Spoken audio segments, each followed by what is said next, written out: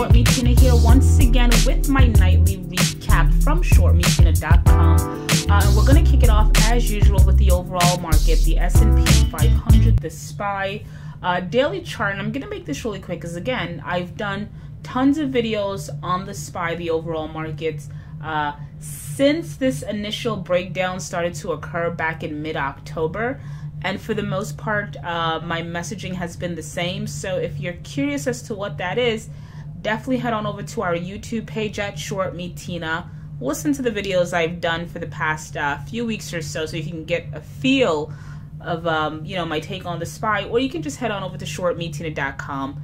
In the search filter, you can put in SPY, and all the videos that I've done will come up. At any rate, so for me, SPY daily chart dating back to what is this? We can say around 2017. We've bounced off a bit off of our December lows of around 233.76. We shot up about, I want to say, 10 to 11% in about 10 to 15 trading days, maybe less, give or take. And since hitting a high of 266.98, we can say roughly 267.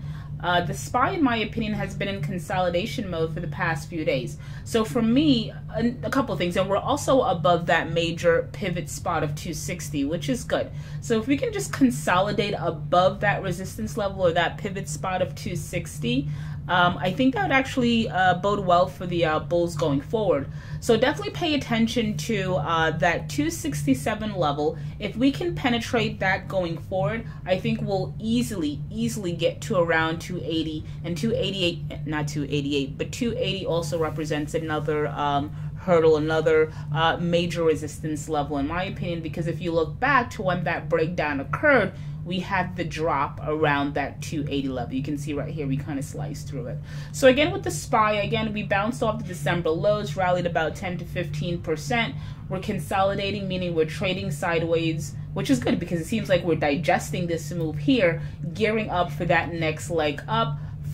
For that next leg up to be significant, put 267 on watch. What else do we have? All right, we have a similar story with the IWM. Bounced off of December lows of around 125.84, right around here. We rallied, broke above that pivot of 145, and right now we are in consolidation mode. So for the IWM, for me, a break above 148 would signal that breakout, and I think the next leg of this bull market can continue. What else do we have? All right, so now we have ticker CRON. You're looking at a daily chart dating back to we can say like mid 2017. So full disclaimer, we did take a position in CRON back in August of 2018. Around here, it's highlighted here. Once the stock hits support, we got in with a buy point of around, I want to say, mid fives. And I always maintain to my premium members and to an extent to my free members. So if you're not a part of our community, definitely head on over to ShortMeTina.com and make sure that you sign up. I give valuable information that I don't necessarily share with the general public. At any rate, so for CRON, we got in here with a midpoint of around 5, and I indicated the best, if you can do it, the best strategy you can learn, right? And to an extent, it is psychological, and we teach that in our day trading program. Pardon, not our day trading program. We don't day trade. We teach that in our swing trading program, the psychological part, just letting your winners run, right? Because that's how you're gonna push that needle forward, right? Holding on to your winners. So for the folks who, took their profits when they saw maybe a 2-point increase or a 3-point increase, yeah, they made maybe 60 or 70% on their money. But the folks who did not let go, right? Who held from 5, sitting here at $18.48, they've made a great deal of money on this particular trade. They're up, what? Is it 300%, north of 300%?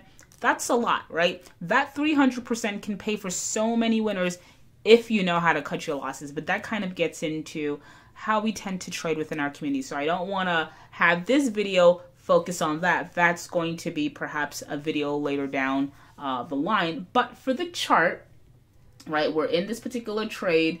Like the videos that I did, I want to say I did a video on CRON, a few videos last week, and I said, in my opinion, This was an inverted head and shoulder, left shoulder, head, right shoulder. A break above that 14 neckline area, and the stock will go flying, right? Because there's very little overhead resistance.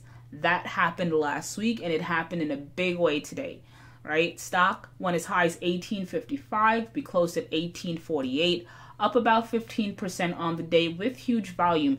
Now, generally speaking, a move like this, I would say it's not sustainable. You can expect a pullback to the breakout mean, which is around $14. But in the case of CRON, I think it actually can appreciate more. I think it has more room to run, basically because this pattern, right, has been building up for a few months, and then we finally have that overshoot. So pay attention to CRON tomorrow, in particular pre-market, right? If we can take out today's high 1855 in pre-market and we can open above the highs, then I think this has a real shot at hitting, I want to say, projected price target before a real pullback. I want to say $20 to $22. So put ticker CRON on your radar. It looks like it's prime and ready to run. What else do we have? All right, ACB, similar story. So for me, sitting here at 710, enjoyed the run today, up about 5.5%. As long as it can stay above like 4 or 5, I am bullish on ticker ACB, as long as it can stay above 4 or 5. What else do we have? AMD, another situation where the rallies are not sustained, right? So I did a video, I believe, on Friday, and I said, well, watch out. If we can break above resistance of around 22.50, 23, this might have a shot at running, right? Ran into resistance on Friday, went as high as 22, couldn't sustain that, pulled back in a major way today, down about 8%, closed at 2018 with confirming value, nasty candle. Pay attention to, what level am I looking at now? Pay attention to the high 18s, low 19s, a break below that, right? If we can't sustain this little range we've been building up since the beginning of January, if we break through the lower end of this support here, I think we're going to take a trip back to $16. And depending on the overall markets, again, you might see that level that I've been anticipating for quite some time, that $14, $15 level. So definitely put AMD on your watch list. What else do we have? All right, ticker NBEV, daily chart dating back to, let's start here around September of 2018. Like the price action, not a fan of volume here, but nonetheless, I would still put it on my watch list because it looks like it's preparing for a nice massive breakout. We're up about 7% on the day, closed at 710.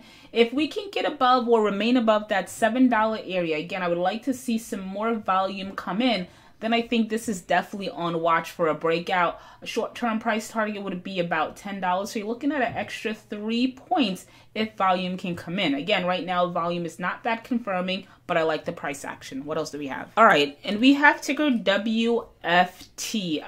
Another stock that looks like it's actually on watch for a breakout. We're up north of 9% on the day, closed at 65 cents. Pay attention to resistance here of around, let's say, 60 to 65 cents.